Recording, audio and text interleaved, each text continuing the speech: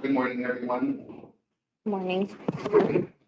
Morning. Thank you all for joining us this morning. We're going to be discussing some energy efficiency programs that are out there for local governments as well as your constituents to take advantage of to help reduce your operating costs through your energy efficiency and be overall good stewards of the environment and the economy.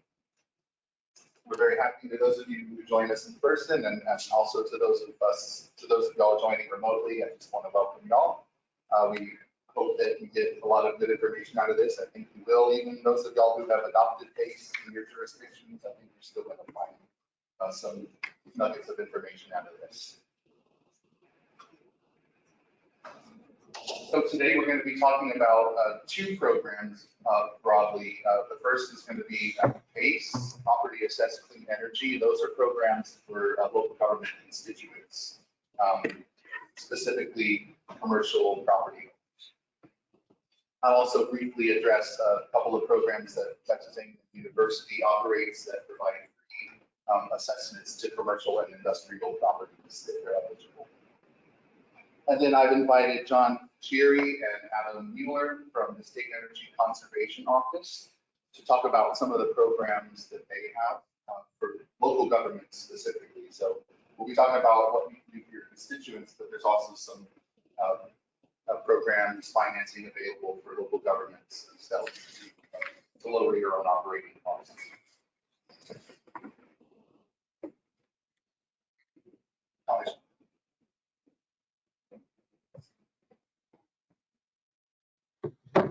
So we're going to start with Property Assessed Clean Energy.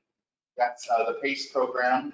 It's in 10 words or less. It's innovative financing for commercial energy and water saving initiatives. Pretty much every word has an asterisk because there's some nuance in there. So I'm going to get into that in the next several slides.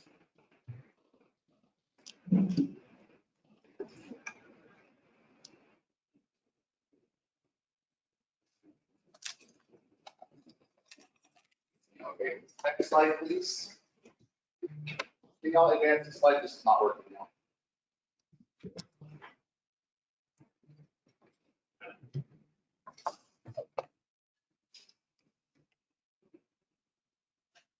Okay.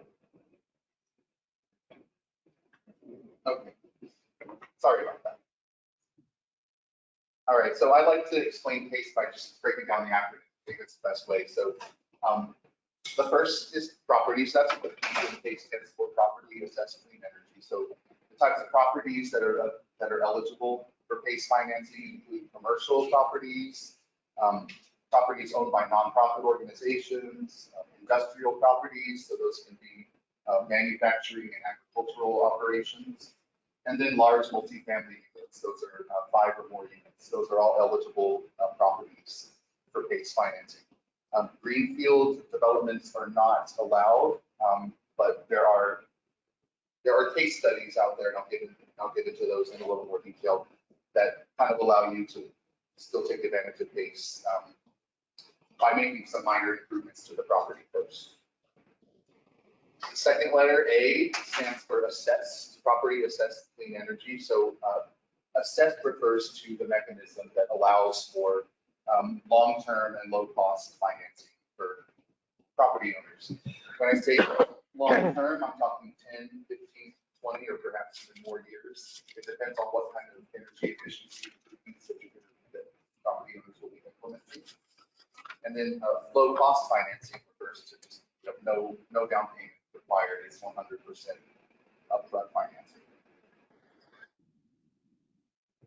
Private lenders are able to make these loans, for lack of a better word, with these favorable terms because of an assessment lien that local governments impose on the property at the property owner's request. So that assessment lien basically collateralizes the loan for the private lender, allowing them to make those longer term loans.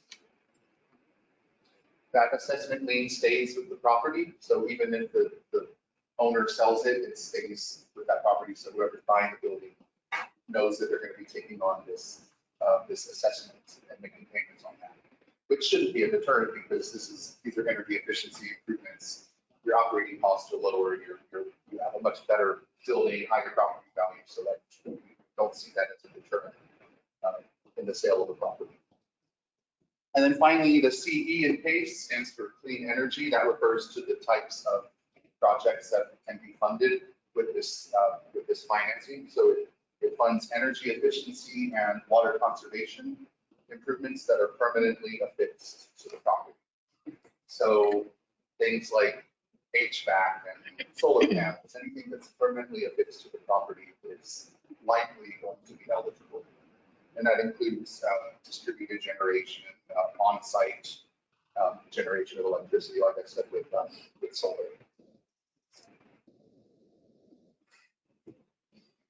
So PACE was enacted in 2013, Local Government Code, Chapter 399, if you're really interested. What that legislation did in 2013 was allow cities and counties the opportunity to create PACE programs within their jurisdictions. It doesn't create the program, it just says, hey, cities and counties are allowed to do this. We authorize you to do this. So cities and counties must individually adopt PACE programs within their jurisdiction, within their boundaries, in order for your property owners to be able to take advantage of it. If you're not PACE enabled and your property owner is looking to, finance energy efficiency, unfortunately, they're going to have to find a different way to do that. But what I want to get clear, out of the way, right away, is that this would not result in any extra work for your staff. Aside from adopting the program, going through the city council or commissioners meetings to get it adopted and signing a project application when it's complete, there is no extra work. Through an interlocal agreement, AACOG will take on all the administrative responsibilities for administering your PACE program. That will include overseeing the application process, make sure that everything is fits within the statute, make sure that your constituents are aware of the PACE program so that they can at least know to take advantage of it.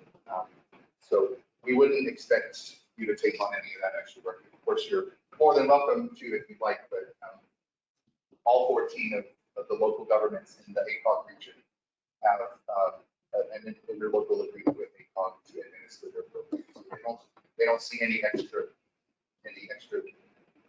obligations out of that.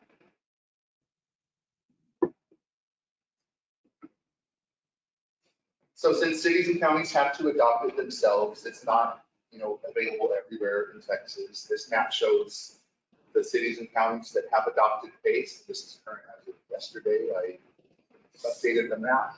There are about 78 cities and counties across the state that have adopted, and I mean, you can look and see it encompasses everywhere from the most populated cities all the way out into far west Texas, where there may be a few thousand people with the 3 counties highlighted there.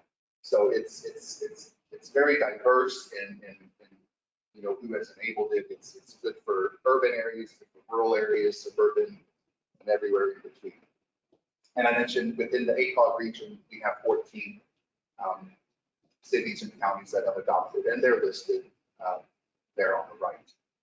If a county adopts PACE, then all the cities in that county are automatically PACE enabled. So there's no need for, with Guadalupe County having adopted PACE, there's no need for the city of CE to do that. They're included within the county's PACE program.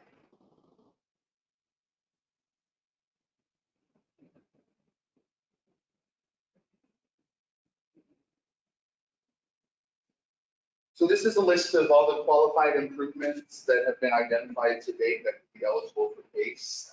There's one not listed here. We can discuss it with legal experts to make sure that it does fit within the terms of the statute. But I'll just go over some of the most popular improvements that property owners take advantage of, and those are HVAC. Almost every PACE project has HVAC upgrades.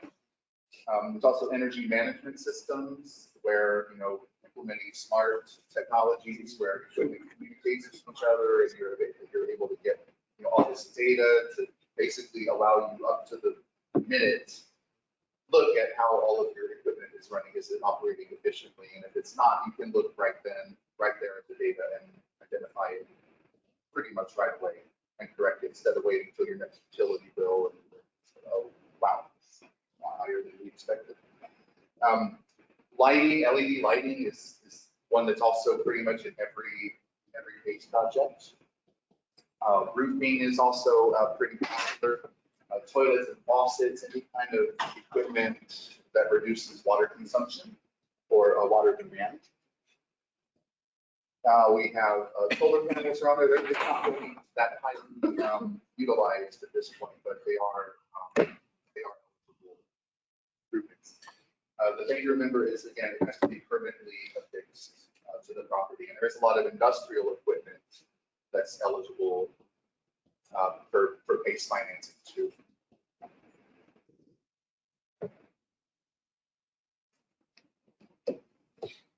So each of these improvements has a lifespan, a useful life, some are 10, 15, 20 years. Those are going to determine the length of the assessment on that property. So if you're implementing a bunch of 20, 25, 30-year lifespan improvements, then you're going to have a much longer term than if you're implementing those 10 or 15-year lifespans. So what we do is we take a weighted average of all the proposed improvements, and that determines the length of the assessment.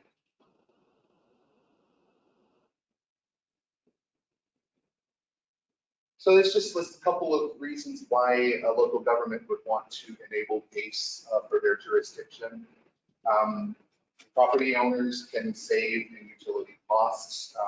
If properties have occupants or tenants, that's going to be a benefit to them as well.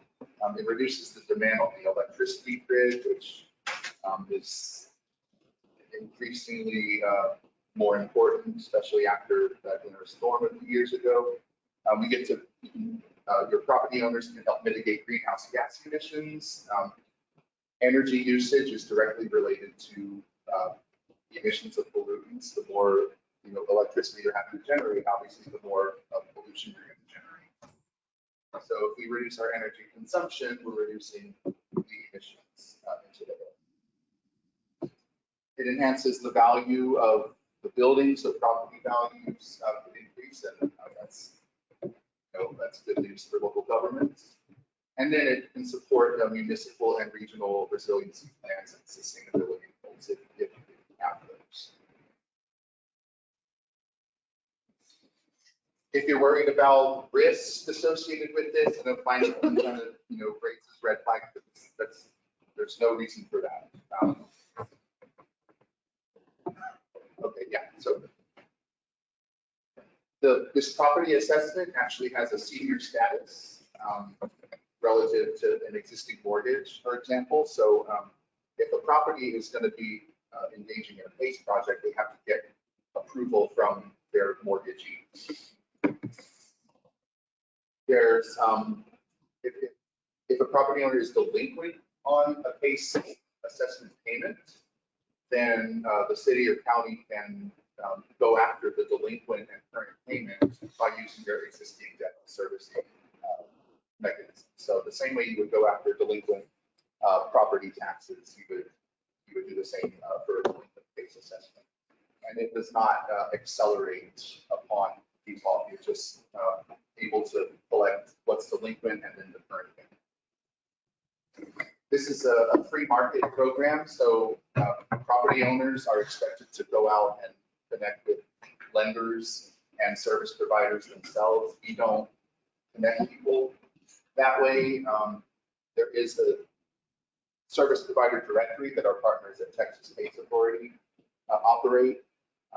Service providers and lenders can take a quick training on the PACE program to get them added to that service provider directory, so that property owners can go to that and at least see what options are available, what lenders have actually given out PACE loans, so that to help guide them to where they need to go without us.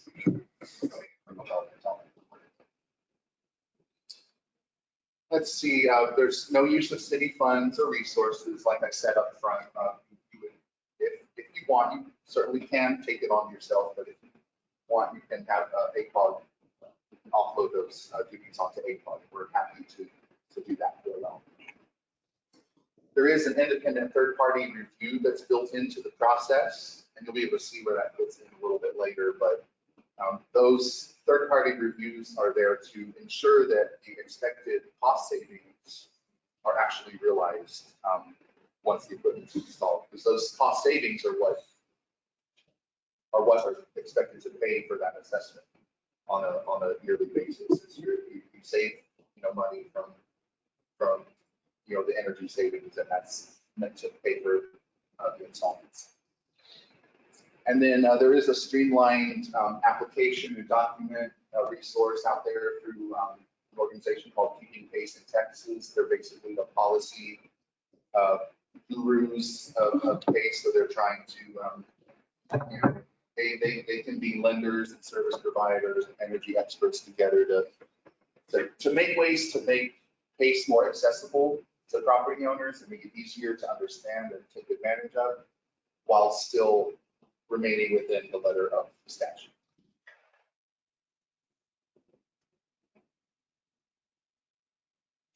Okay, so if you choose to adopt PACE for your city or your county, you're going to have to hold 2 public meetings to do that. The first public meeting is going to be a resolution of intent to adopt PACE, and with that resolution, you have to publish a report that basically describes the PACE program. It explains in a lot greater detail what PACE is, how it works, what the boundaries of the PACE program are going to be. Almost always matches with the city or county boundaries. And then, so that's the first meeting, and then you have to have another meeting where you'll hold a public hearing, and then you're going to pass, you would have 2 action items on that. The first is a resolution to establish a local PACE program, which will include the report from the first meeting. And then this, I guess, is optional if you wish to take on all the work yourself, but you would approve an interlocal agreement between your government and AACOG for us to administer that program.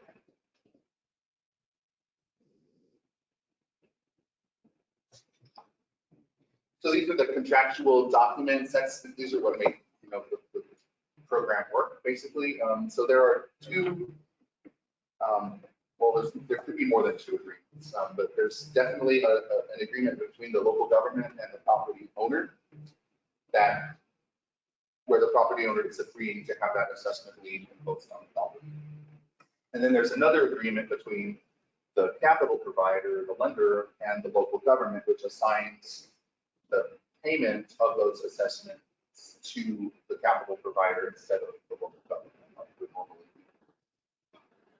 There is also a notice of assessment lien that AACOG files with the county clerk, and then if the property is under mortgage, then there is a mortgagee consent, again, that we would require.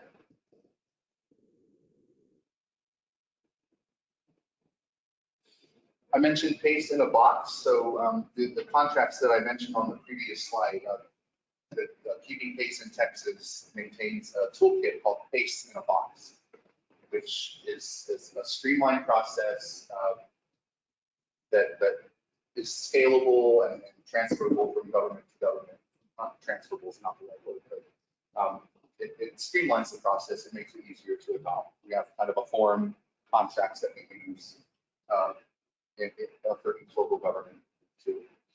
I mentioned that I didn't mention, but it's a nonprofit organization, and it consists of stakeholders, again, from the lending industry, the banking industry, the energy efficiency experts, service providers, the people that actually go in and install the equipment. Again, to make sure that the program is easy to follow and accessible, but still legal. And so I just want to go over the 6 PACE projects that have been closed to date within the AACOG region. They're in San Antonio. There's 3 in San Antonio, and there's 3 in Castroville. The first one in the San Antonio region that was approved was the Travis building. It was a fairly large project, $5 million assessment. You can see the building there on the left. I listed the improvements that were financed with that assessment. And I also included the capital provider as well, just so you know who they're working with. As you can tell by the name, Pace Equity LLC, they pretty much only deal with PACE financing, so they're industry experts for PACE. Not too long after that project, we had a much smaller project closed in Castroville, and I like this slide because it shows the variety. It's just two projects. It shows the great variety in terms of the size of the project, and it just shows that PACE is compatible with projects of any scale.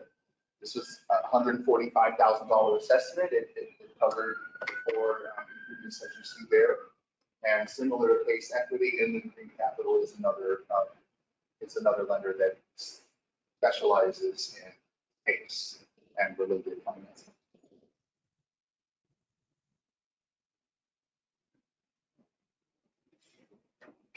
And then more recently, I think at the end of 2022, these went through, or actually I think it was February, the Allen in San Antonio, and then the Intercontinental Hotel. That's one of the biggest projects in the state so far, valued at $28 million assessment. As with the others, you can see the improvements that were implemented, or at least will be implemented with that project. That's the old Wyndham Hotel in downtown San Antonio by the Riverwalk. And then the Allen, a bit smaller project. This, I would imagine, is probably more comparable to the types of projects we find in our smaller municipalities and counties. I don't know that everyone has an Intercontinental Hotel scale project, but something like Allen, I think, is relevant. And then these are the last 2 projects out in Castroville. These are actually part of I don't want to say package, but a package of properties within a 4 square block area that they're trying to invest in and redevelop. So they're listed here. Again, these are smaller assessments, under $1 million. So small projects, big projects. These PACE-specific capital providers, they do projects of pretty much any size.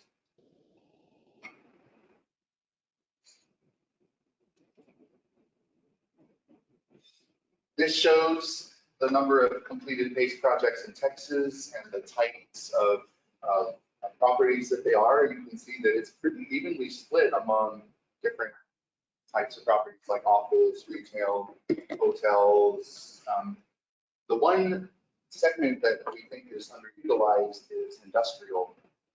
There are only 2 of those type of projects in Texas. Industrial facilities tend to use a lot of energy, especially a lot of water. So we think they're really well suited for PACE financing.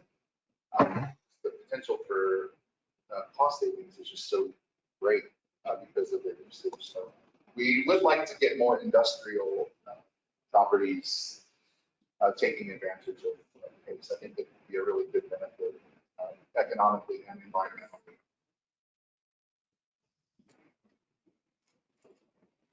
And this is probably just going to summarize a lot of what I've already said. So the local government imposes this assessment lien on the property. It is a senior lien, senior to everything else, including the mortgage. So the mortgage lender must provide consent for the property owner to engage in this financing.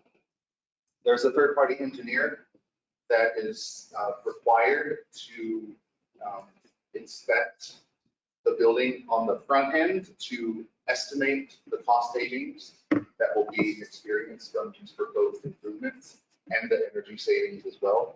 And then there's another review required on the back end once everything's been implemented to make sure that the equipment is running as it is expected and that the expected cost savings that we came up with on the front are actually going to be realized once it's been implemented.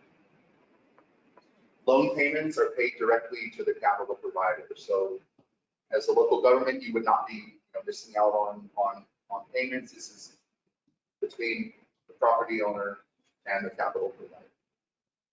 The local government would get involved in the case of a default or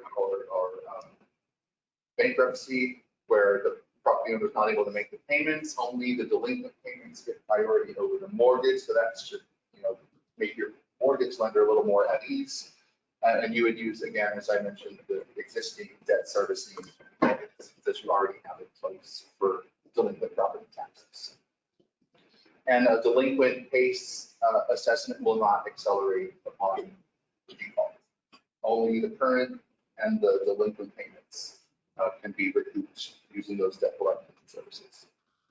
And then the loan, of course, stays with the property. Any transfer of ownership, that base assessment is going to stay with the property. And so this is usually more interest to the property owners when I present to them, but I think it's helpful for local governments to understand the process too. So this is kind of misleading. These aren't steps that you don't have to finish step one before going on to step two. You can be working on these steps concurrently, and maybe step four before step three, that's fine. But the first thing you need to do, of course, is determine the eligibility. Texas State's Authority has a tool online where you can answer some questions, and it'll tell you if you're broadly eligible or not eligible. So it would, are you a commercial, industrial, et cetera, property owner? And then, of course, in determining the scope of the project in step two, there's eligibility requirements there as well. So step one and step two, I kind of consider together, but it's important to determine your eligibility first and then decide what kind of improvements that you're going to be making to your property. And then once you've determined your scope and once you've found that you're eligible, then you would select. You can select the lender first, or you can select the service provider first, but you got to select both of those before moving on to step 5 to prepare the application. And then step 6, obtain mortgagee consents. I would strongly recommend not waiting until you prepare your application to do that. That's something that you should, I say you, I mean property owners in this case. Property owners should be trying to get their mortgage consent really early on in the process. You should be doing that at step 1 to determine your eligibility. You should be including your mortgage holder in these discussions. It's probably coming at them with a surprise. Oh, hey, you want to do this? That may not go over well. So make sure they're in the loop throughout the application process. And then step 7 is that ITPR, so that's independent third-party reviewer. So they're going to go in and looking at your scope, at your proposed improvements, they're going to look at that in conjunction with the existing building and determine, and this is way above my level, determine how long these improvements are going to last. So that will determine, again, the length of the assessment, and then they'll come up with the expected, or they'll estimate the anticipated cost savings to determine the amount of the assessment. And so once that review is completed, then you can begin to close on that base financing with the lender. And then once that's closed and you guys have signed the contractual requirements, then the upgrades and improvements can be installed in step 9. And then once all those upgrades are installed, at step 10, you would have another independent third-party review just to verify that everything's been installed and that it's running as expected.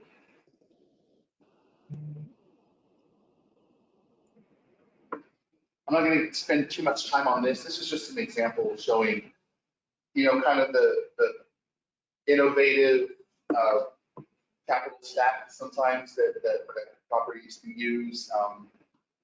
PACE is really well suited to older buildings, historic buildings, adaptive reuse, and oftentimes those buildings qualify for tax credits. So that example in Dallas shows that historic tax credits did account for a significant portion of that capital stack. I mentioned greenfields are not allowed. There is a case study in Rockport, Texas, after Hurricane Harvey. They were, proposing these apartments and they wanted to use PACE, but it was a greenfield, so it was a, brand new development. So what they ended up doing was installing, I don't know if it was a garage or it might have been just a utility shed, but something that had power, and that counted as a developed property. And then once that was recognized by the county appraisal district, they were then able to move forward with PACE because it was no longer a greenfield, it was a developed property because they built that garage on site. So that's an important piece of this county appraisal district is the determinant of a lot of the eligibility requirements.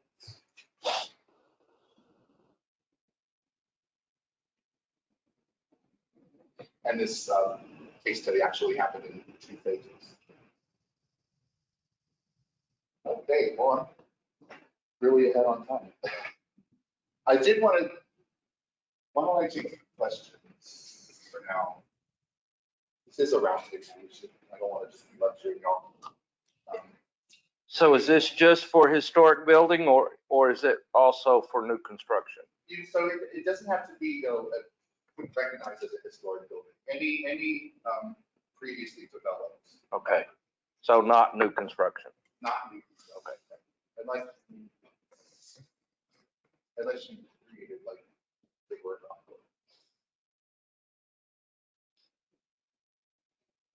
Any other questions? Any concerns about PACE? All the process of us becoming a PACE approved city or whatever, do you come and do a presentation? Do we get the literature from yourself, or how do we present that? Yes, we would be happy to come to you guys and present it. We'll do, and we can do a one-on-one presentation before, meeting before the council. Make sure that you have a real solid understanding. I know, speaking for myself, I need like presentation, but firmly confident in the PACE process. But we'll come down, either present it, and we'll come down to bring it before your council as well. Okay, thank you. For both meetings. The last one I did was City of Alamo Heights about a year ago. Back in the last meeting.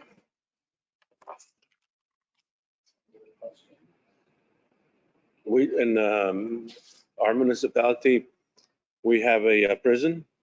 It's a state facility, but we operate and are responsible for the water and wastewater systems. And those consume a lot of energy. So would the prison be able to consider something like this along with the city? It would be, so that would be appropriate for the LoanSTAR financing. Okay. It's similar to PACE in that it's just borrowing money to pay that later. But if you get a lot of favorable interest rates on that, but it's just for local, just for government facilities. Okay. I'm not mistaken. I don't know. Sorry to try to, you're part of the presentations, but there are programs. Okay. What about the details? Questions online. So just to be clear, the local government does not need to set aside any funds for this program. You only need local governments to have the ability to get the funds back if they default, correct? Correct. And I have another question. Is there any liability to the city or county? No, there's no liability to the city or county. That liability with the contractual agreement between the lender and the local government, it basically transfers that on to the private. And yes, we will be sharing this PowerPoint. Oh, It's the benefit of that going through this and then going through their own thing. and there y'all announce yourself? No, City of Dilly. Really? Yeah. Okay. Yes, okay. Welcome. Thank you. Can I ask for? City of Phoenix Ranch. Oh, okay, great. Any questions? Not yet. Good info. Still learning, just Yeah. trying to wrap our hands around it. Yeah, like I said, I'm gonna get it in one person. I'm still learning myself. So, oh, yeah, It said, can you repeat the program for local government buildings? There was a lot of background noise. oh, could have you unmute yourself, maybe I don't know what part that was that you need further. Well, I was just mentioning LoanSTAR, which is the financing for local and state governments. We will be talking about LoanSTAR in just a minute, so we'll go over a little bit more in detail about that program. Okay, concerned maybe the fans are making that background noise.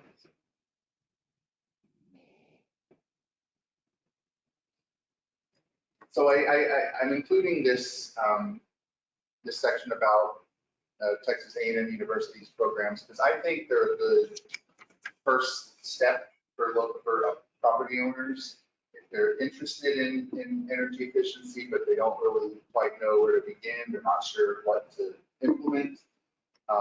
There are two programs that Texas A&M runs. One is the Industrial Assessment Center, which is for mid-size industrial property owners. And they come in and do an assessment on the existing building, and they'll come up with proposed measures that you can take to reduce your energy use and your operating costs. And then they also have the Building Performance Assessment Center, which is a very similar program, but it's for commercial buildings less than 100,000 square feet. They are, I'm told, flexible with some of the eligibility requirements. Like they only work within a 150-mile radius, but they can be flexible with that depending on the type of community that's being worked with. If it's underserved or maybe lower income, then they'll be flexible with that. I'm told. So that is something that's available out there. There's the Department of Energy actually has an active grant program going on right now to expand their industrial assessment center network into community colleges. So I've reached out to some folks in Alamo colleges to make sure that they're aware of it. And if you want more information about that, have community colleges in your area that you think may be a good fit for this, I'm happy to share that information as well.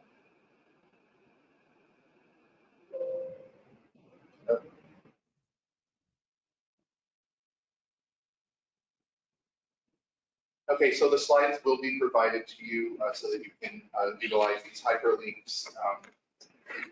Most of these are going to link you to the Texas PACE Authority's website. As their name suggests, they are the authority on PACE. They know much more about it than even I do, and I like to think I'm somewhat an expert on it. But they maintain a website that has just excellent information for property owners to help them understand PACE a little bit more. That service provider directory that I mentioned, where lenders and contractors can get added to it to make themselves more visible to interested property owners. There's a program guide that is going to explain all this in even greater detail. I got a couple of my visual aids from that. And then there's information about local case studies. AACOG is here to provide program outreach to your constituents should you choose to adopt PACE. And then I do have a link to the Keeping PACE in Texas organization and their website. I believe that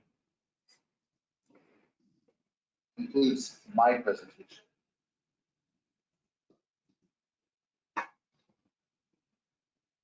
So I'm going to hand it, oh, we're good? Okay. I'm going to hand it over to my friends from the State Energy Conservation Office so they can tell you about what kind of financing that is available actually for local governments. So, we talked about what we can do for your constituents. Now we can help you save on your operating costs as well. So I will let guys.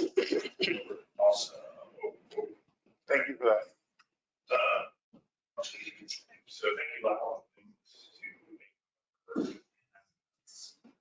My name's Adam Mueller, my colleague from Kyere here, the State Energy Conservation Office, or SECO. That's under the Texas Comptroller of Public Accounts in Austin.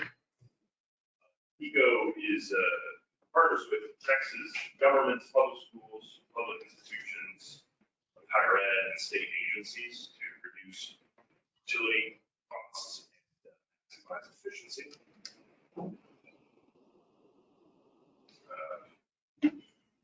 I'll go through sort of a general overview of the program. Then John will go into more of the specifics and sort of the process of LoanSTAR, what needs to happen. And I'll briefly touch on our other loan programs, insurers loan program. So, and then questions. The STAR, LoanSTAR, stands for Saving Taxes and Resources, and that's really what these loans are for. To just give a broad description, its program is for low interest rate loans that assist Texas public institutions by financing energy-related cost reduction projects. That's sort of the broad scope. Loan recipients can be cities, counties, school districts, state agencies, public institutions of higher education, and tax-supported public hospital districts. So that all of those entities qualify. The revolving mechanism of the loan does two really interesting things. First, it enables the program to continue indefinitely because it keeps going year after year. And then it allows the borrowers to repay the loans through the stream of cost savings realized from the project. So that's a huge benefit, I think, to a lot of the entities we work with. Just to note, the funds are allocated on a reimbursement basis. So we'll reimburse for any costs related to the project. Here are some of the numbers related to LoanSTAR. Loan covers hard costs such as equipment costs, installation, and the soft costs. So that's the engineering design work, preparation of the utility assessment report. The loans can be funded with, loans are funded with either state general funds or prepaid ARPA funds. That's from the Federal American Reinvestment Recovery Act. Those funds, as you can see, have a lower rate, but require additional reporting, additional documentation per term. So just keep that in mind. The application and technical guidelines are the same, but there's that greater reporting load for ARPA. As you can see, conceivably, you could have 3 loans, size of $8 million each, $4 million funding there. It's revolving, so it does reopen in the new fiscal year. So that's going to be that August 31st date, but you will have to wait. If you do wait for that to open, you'll have to wait for the new funding to come out and the notice of funding availability to come out. There may be new requirements. The LoanSTAR project, just talking about eligibility, the project must be design bid build, or energy savings performance contracts, ESPCs, or commissioning. So that, keep that in mind. The project is broken up to UCRMs, or utility cost reduction measures. And these are the requirements for those UCRMs. Has to be currently affixed to the property. The borrower must own the property or equipment, but does not need to occupy property. The maximum loan term is going to be at 15 years. That's the simple payback period as well. And the individual each must be less than the estimated useful life, right? So we want those to be to last longer than it takes to pay back. And of course, the applications go through our third-party review and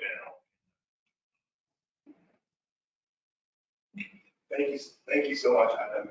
So now, here's how you to apply for LoanSTAR. So the LoanSTAR process is basically two phases. It's application phase, and then we have the construction and installation phases. So the application phase, you go on our website, and you see the LoanSTAR, you click on it, we have the application there, you fill in the application, your name, your NN number, and all that. You provide that on the application, you send it to us. So you can send the application and loan to us, and we receive it and we review it within 1 week. An application can also come with a utility assessment report. So the utility assessment report is required for the LoanSTAR. So we can get an application with a utility assessment report. And then once an application comes in for the utility assessment report, we review it within 1 week. We assign it to our third party reviewers who review, comes and meet with you, ask questions, and make sure that all the report, everything in your utility assessment report that you provided meets the loan requirement. You can also send in an application without a utility assessment report. In that case, we give you 140 days for you to prepare a utility assessment report. We give 140 days. And after 140 days, you send a utility assessment report to us. Again, we assign it to our third-party engineers who work with you just to make sure that everything in the utility assessment report meets the guidelines of the program. Then after they do the assessment, our third-party engineers do their assessment. Then we send us an approval, the utility assessment approval letter. Then when we receive it, that is what then the utility assessment report has been reviewed and everything meets the guidelines. Then based on that, we prepare the LoanSTAR agreement. We prepare the agreement. Then we send the agreement to you, you sign it, you send it to us, and we execute it. Then after we execute it, we have a kickoff meeting with you. Then right after the kickoff meeting, you can start your construction and installation activities. Once you start your construction and utility, that's the second phase of the process. Our third-party engineers will come in again and do a design review, a 50% design review, and then we'll do a 100% design review. For smaller projects, they'll probably just do a 100% design review. That also helps. This is one of the most unique thing about our program, because all these reviews is helping you be comfortable and knowing that you the savings will be there. So then after the design review, you begin construction, and it will come out again and do a 50% construction review again. And then come out again when you have installed everything, everything is working fine. They will come out and do a 100% construction review as well. After the 100%, after each of these reviews, they send us a report. They send us a report that the project is going on, all the measures are meeting the requirements, and everything is being installed the way it's supposed. Then after, so once we get a 100% construction review, and they verify that all the retrofit activities are done, then meanwhile, while construction is going on, you are going to be receiving invoices from your contractor. Remember, I said this was a revolving loan program, so we don't give you all the loan outright. You do the work, and when you receive an invoice, then you send us an invoice. So we will be paying you the loan as we do construction until the end. So we are reimbursing all the loan amount. And after the 100% construction review, we'll put the loan into repayment and then send you an amortization, a loan amortization schedule to begin your loan repayment. Your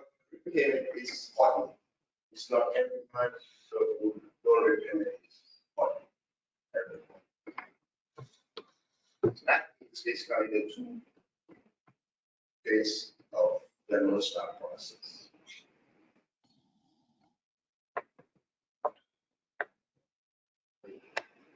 Bring it off the back on. The quicker. Oh, okay.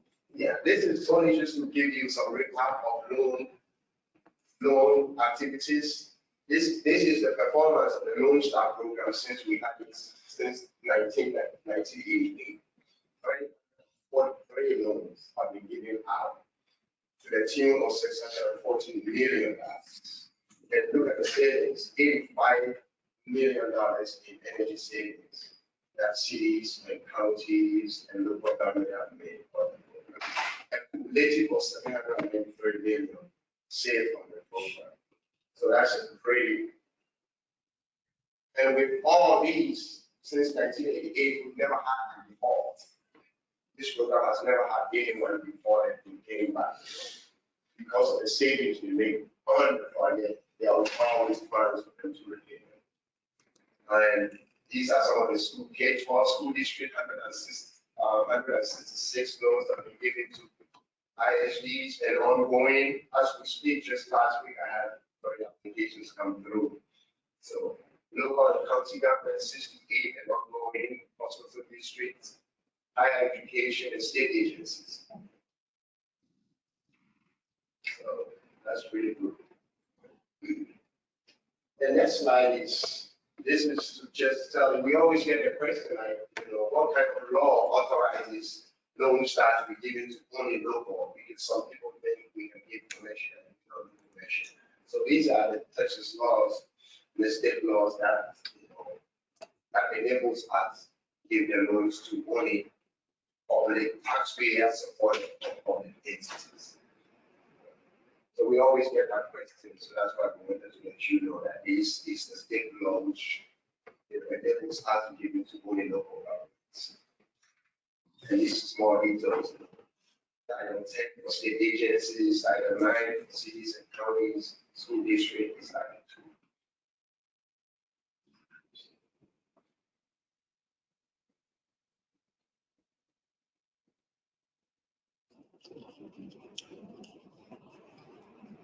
And this is the contract. So I mentioned that once application has been completed, utility assessment report is done, everything is done, we sign the contract. This is another contract type that state agencies or local government when they get LoanSTAR can do as well. This is called the ESP, the Energy Savings Performance Contract. So that is a contract that when you get a LoanSTAR, you have signed a LoanSTAR agreement already, and then you can sign a separate contract with your engineering firm that is doing the work. Guaranteeing this contract, when you go for these on top of the LoanSTAR, when you go for the energy savings performance contract, that is the type of contract that is guaranteeing the savings for you. So you sign a separate contract. You sign a separate energy savings performance contract with your engineering firm, and they guarantee that that savings is going to be possible. If it's not possible, they will pay. So that's energy savings performance contract. And this, the two examples you see there are some of the publications that the ESPC. So Texas Facilities Commission, recently we had a LoanSTAR with them, and they did ESPC, and it is performance contract as well. And those below there are the measures that they did, lighting upgrades, they did water and sewer conservation and renewable energy. Kilgore College did also HVAC, interior lighting, water conservation, and they did an ESPC as well. So I just wanted to put out there to make you aware that once you get your LoanSTAR agreement, you can also do ESPC as well. And there are schools. So in Texas, there are energy savings companies, performance companies that do that as well. They didn't know about those companies know about our LoanSTAR as well. This is some, just to give you an example of some past LoanSTAR project. So Texas Department of Criminal Justice. You will see in 2017, that was the base kilowatt hours energy we were using. And then right after LoanSTAR, from 10,000 plus kilowatt, they came to 8,000. So you can see how, for a LoanSTAR loan of a small amount, 291,000 plus dollars per year. The savings, energy savings, they get almost 90% of consumption that we use. Then let's look at the city of Lavaca as well. They did rooftop units, they replaced rooftop units, they did some EDC auto control work. Almost 21% of energy consumption. For a LoanSTAR of $510,000. So that's just pretty good.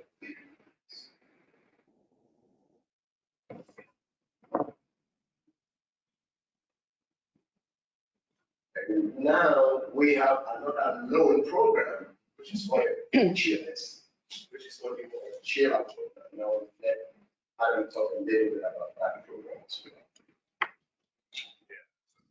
John, this is new program. SECO. It's a little bit different than LoanSTAR. I'll just briefly touch on it. It's specifically for 12-year-old or older chillers and equipment associated with those chillers. Same recipients are eligible, in this case as a LoanSTAR, but this program is of course only for chillers, and there's 40 million, started with 40 million in loan funding, exclusively with our funds.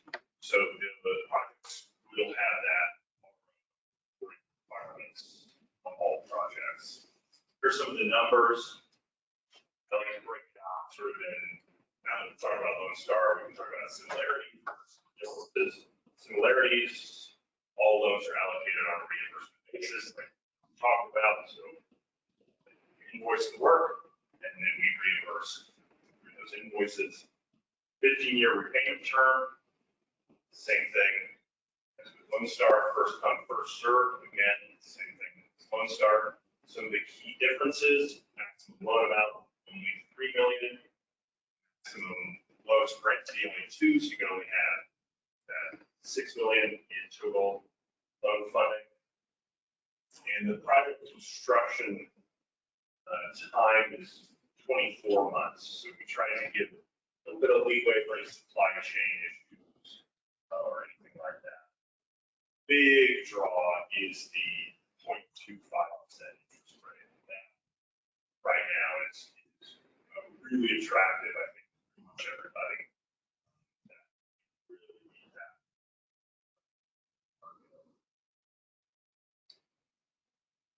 And again, just going over eligibility, we talked about the chillers, which 12-year-old or older. The replacement must be like for like. So if it's water cooled chiller, it must be replaced with a new water cooled chiller. The 2 types of chillers that are eligible to be replaced here are water cooled. So just those 2 types. Again, that's like for like. This program, another difference with LoanSTAR, does end at the end of our fiscal year, so August 31. And there is limited funding that is used now as we speak. So keep that in mind, not revolving like LoanSTAR. So it's not forever available. But yeah, that's it. Here's some contact over here. There is our director. John is the primary contact for LoanSTAR. I'm the primary contact for the Chillers program. You can swap our website there at the bottom. It's a great resource. And we also have a phone number there if that's needed.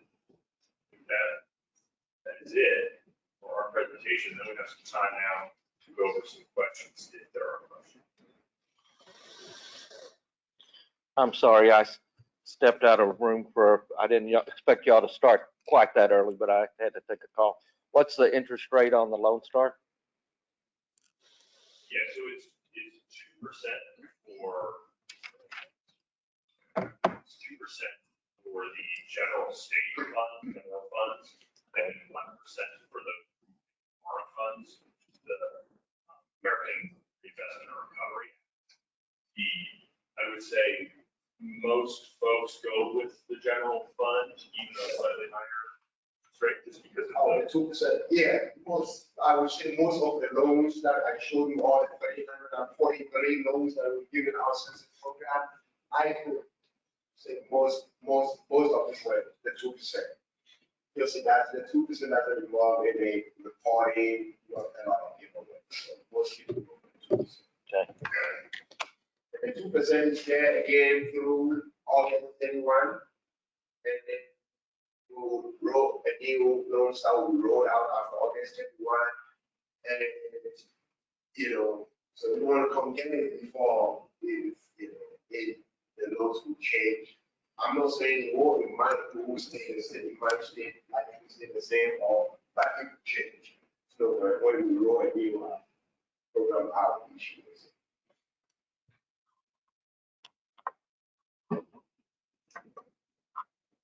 I have a question. I don't know, hopefully I'm coming on the table, Mike. Can you explain more about what the utility assessment report is? The utility assessment report, so it is you putting all, making a report, so you bring, normally, what you do as a local government is you bring an engineer in, right? An engineer in to prepare the utility assessment report, so they are looking at your utility, they are doing an assessment, just like the one you showed, when you said it was Texas here, they will do that for you. They are just doing that, and putting a report together, so, you know, assessing all your utilities, all your lights, all the benefits, basically, and then telling you this is what you want to do. And then you put a report together, specifically of what of the things that you want to do with your LoanSTAR. And then put the report together and send it to the application. Again, if the application comes in without the assessment report, we'll give you another 40 days to prepare it.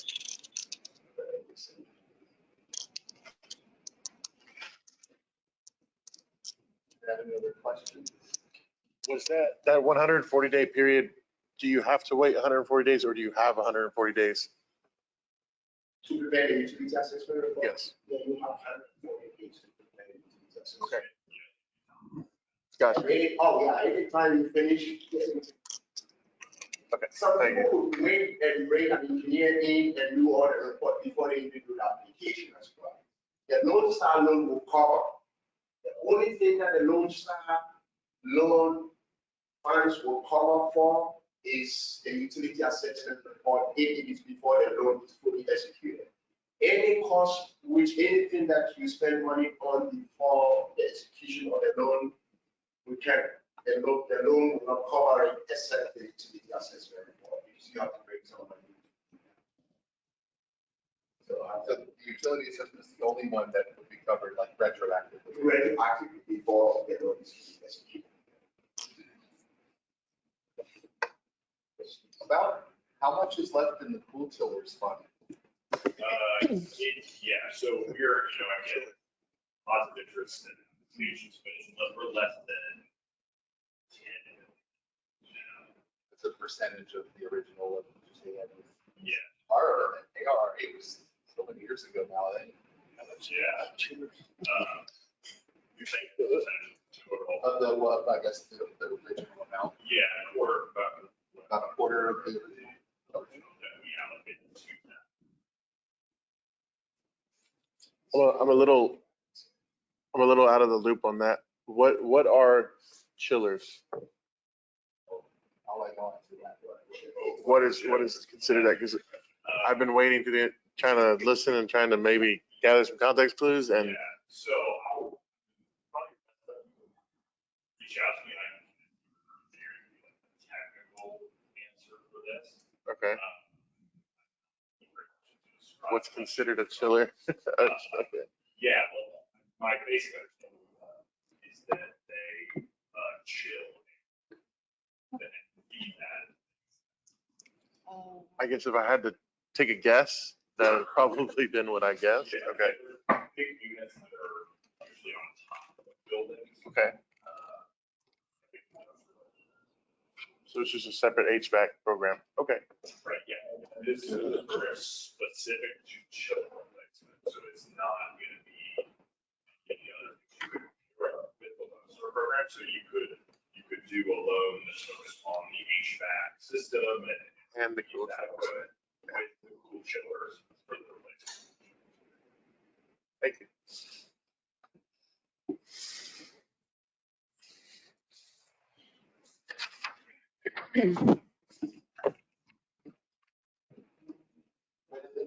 And if I may chip in too, just one information for you too, just like Texas A&M have that free energy assessment for industrial purposes. So the state energy office also we have a free energy assessment for, again, only for local governments and public entities as well. We call it the preliminary energy assessment.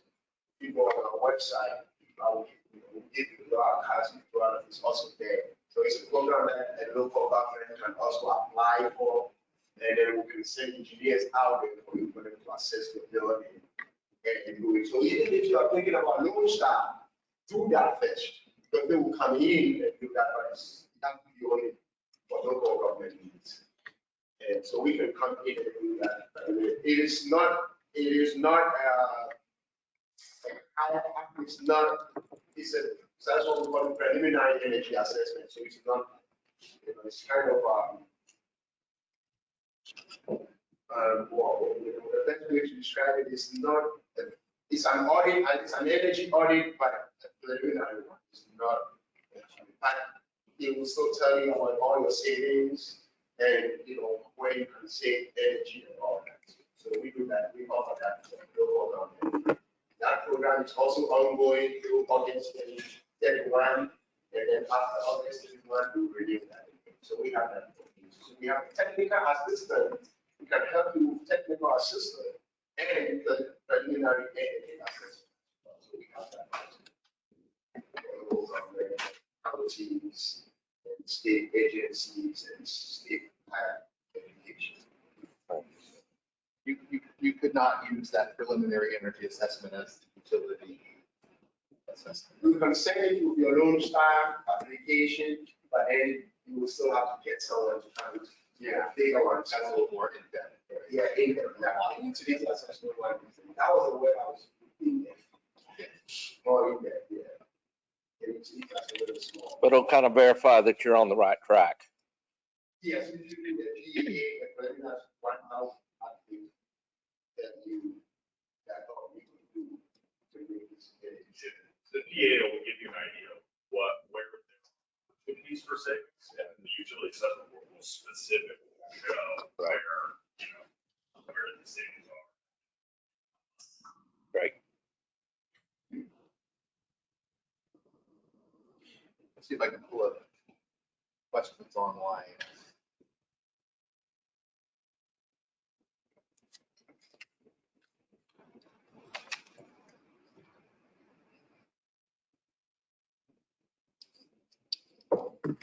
Okay, I'm seeing no questions online. I'm seeing commotion from my colleagues. I think the lunch might be here or getting here soon.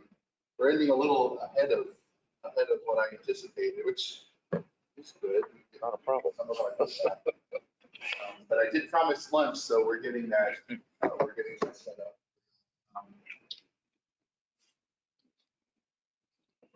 Any questions about PACE? You have a chance to think about it. I mean, I know y'all was listening to. I mean, you can't beat those rates, I especially, know with LoanSTAR. especially with today's rates, Especially that chiller program, 4% interest.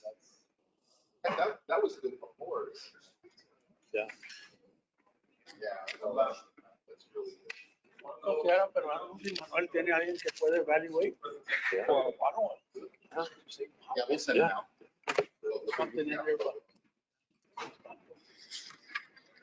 Primero que tú, ¿verdad? Porque algunos information. Well, for the,